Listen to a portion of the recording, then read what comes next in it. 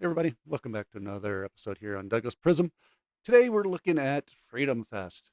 This kind of flew under my radar a little bit. I didn't honestly have know this was a big thing.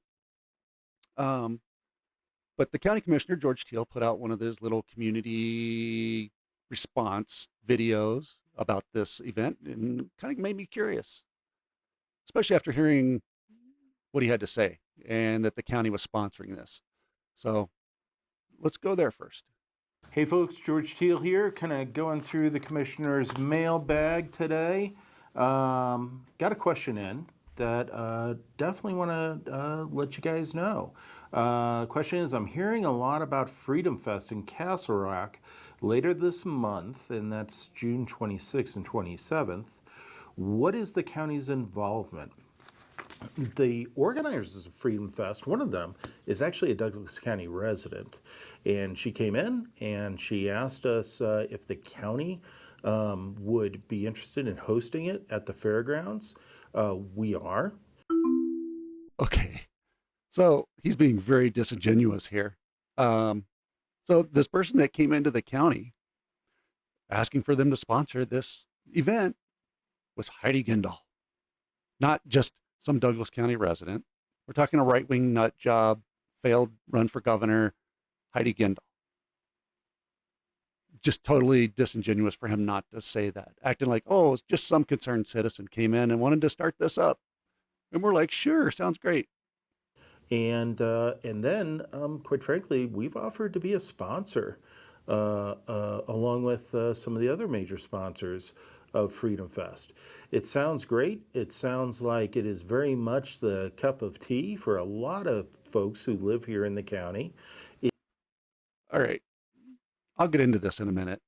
I got some follow up on this. Uh, but yeah, the cup of tea for people of Douglas County. This is, we're going to get into the speakers at this. This is a right wing, extreme right wing nut job event going on at the fairgrounds that our county itself has decided to be a sponsor of.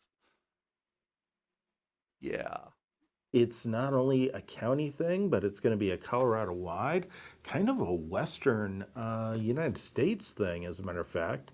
So people will be coming in from all over the Western US and all over Colorado. And of course, these are the kind of events we do like to have at the fairgrounds. Unlike, those other pesky events like gay pride or something like that, that they don't want to have at the fairgrounds, right? Because that's not their agenda. You know, the fairgrounds, I know it is the place we have the fair and rodeo every year, but it sees action year round. We have 4 H events, dog shows have taken an interest in using the fairgrounds. And we definitely like to host concerts and gatherings just like this there at the fairgrounds. So when that Douglas County resident came in and asked Douglas County resident Heidi Gendall. if the county would be interested in having that venue of the fairgrounds used for Freedom Fest, we said, you bet. And when we heard the programming, Especially when we heard the programming. we actually offered to sponsor. And so, yes, the county will be a sponsor of Freedom Fest. And of course, it'll be at our fairgrounds, at the Douglas County Fairgrounds, June 26th and 27th. Wow. Hey, folks. Before we get into a little bit more on the speakers here at Freedom Fest that we obviously support, according to Teal, I wanted to go over like how this happened. So this all got approved by the county commissioners at an administrative meeting. It wasn't a general meeting. Nobody got up and spoke on camera. So nobody knew about this. But on March 9th, 26, Jeff Hunt, who's one of the organizers, and Heidi Gendall, you can see here, provided an update to the board regarding the upcoming Freedom Fest event. So an update. So I don't know when they first started hearing about this, but scheduled for June 2026, it aims to celebrate Colorado's 150th birthday through a mix of political discourse, family activities, and a rodeo. Then you look over, the board voted to provide financial support at a specific sponsorship tier and waive all rental fees for the use of the county fairgrounds past 3-0. So I don't know what all that means. I know we did their how much this is costing us taxpayers, but I know we waived their fees there, and I know that it includes providing some administrative stuff, and I don't know like anything the county is going to provide. So if the sheriff's office is helping with this, it's covered. If and I think that's part of what I saw somewhere is it's approved. They're letting like the sheriff's office provide security for dignitaries and high profile people that are coming to this thing. So I don't know what this is costing us, but I can't find any public record beyond this of what exactly is going on and how much this is costing us. Another fleecing of us all.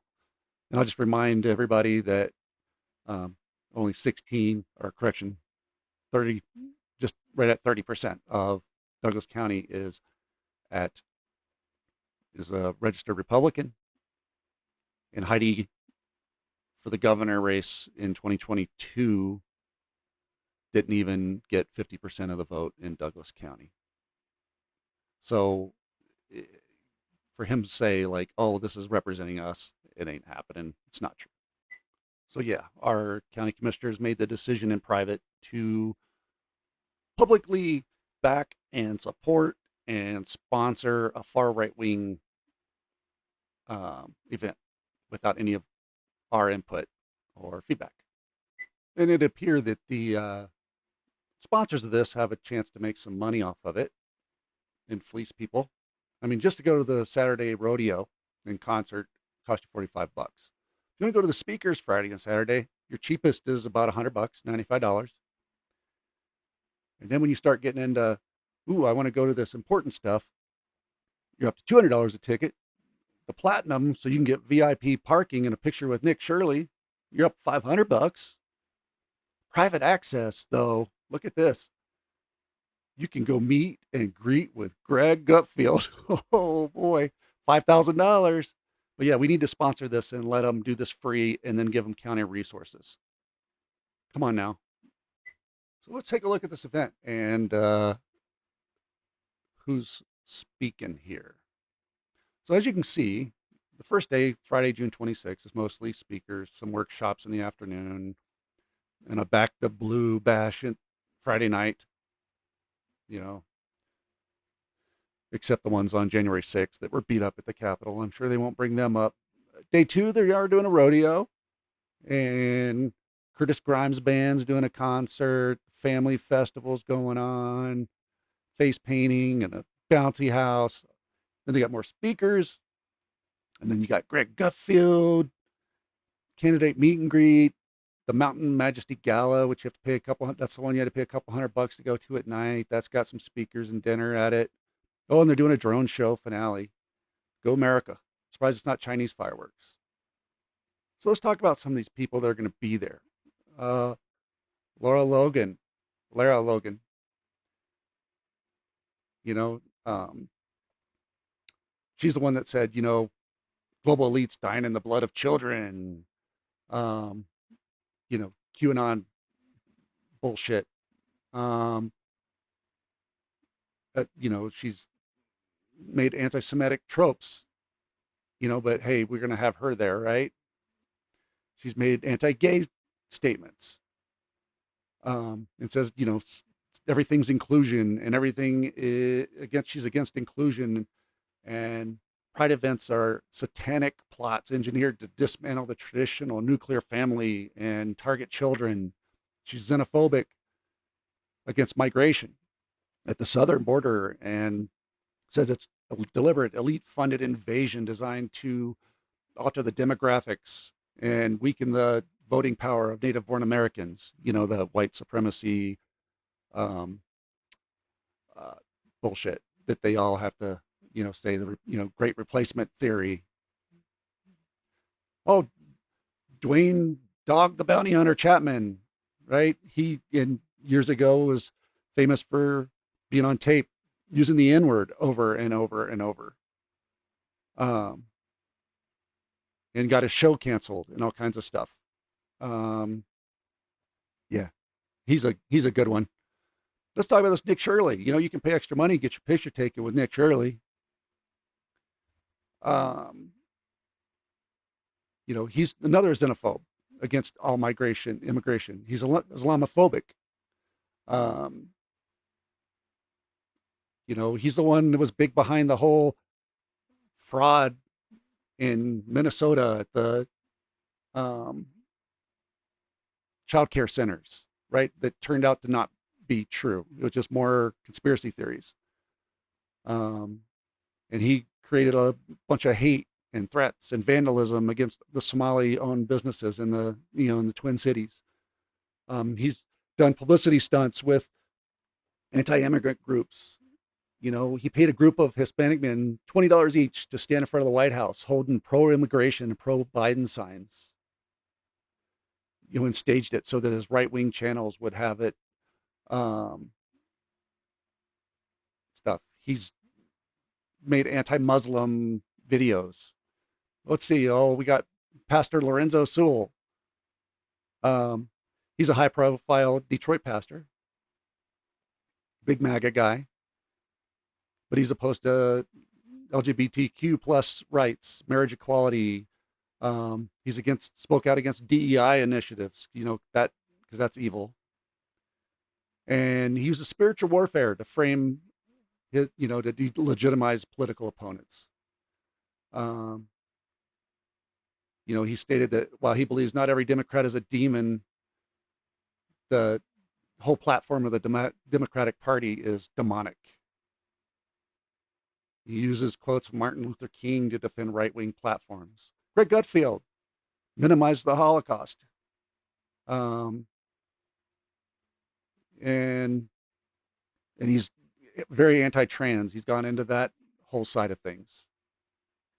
And he compared American medical professionals performing gender-affirming care to Nazi doctors who experimented on Jews in the Holocaust. Tina Peters, well, we all know about that one, right? Her conspiracy theories about the voting fraud that isn't true. She's a speaker. Good thing she's out of jail to do that in prison, right? Seth Kestrel, very anti-democratic. Lee Habib, he's another one. Conspiracy theory, ballot stuffing, conspiracy theories. And then, his company that he was part of actually was behind the 2000 Mules. It was all proven to be false. And his company was forced to issue a public retraction and halt distribution and apologize, admitting that all their information was unverified fake data. But yeah, they're going to let him speak, right? Sounds legitimate. We're backing this up, folks. We're sponsoring this as Douglas County. Chris Wright is just very anti-science, anti-climate change. He's the one that frames all green energy movement as fabricated alarmist hoax orchestrated by globalist elites. I don't know what they're getting out of there being more wind turbines, but yeah, the globalist elites are behind, according to him, into the climate change. So my issue here is this is not a standard kind of chamber of commerce, normal conservative people. It's got a convicted election subverter in Peters, individuals who's faced network bans or show suspensions for explicit racial slurs and blood conspiracies, internet personalities who build platforms by targeting immigrant communities, the Democratic, anti-democratic party stuff. And what they're saying is that all these fringe people and this fringe rhetoric represent the entire county by them saying, we're going to sponsor this event. That means they're saying we believe in what these people are saying and doing.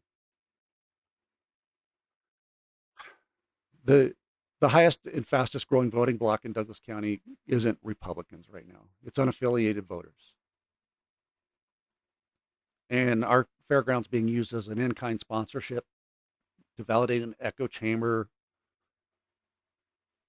this extreme right wing agenda and rhetoric that, we do not align with in Douglas County is not acceptable.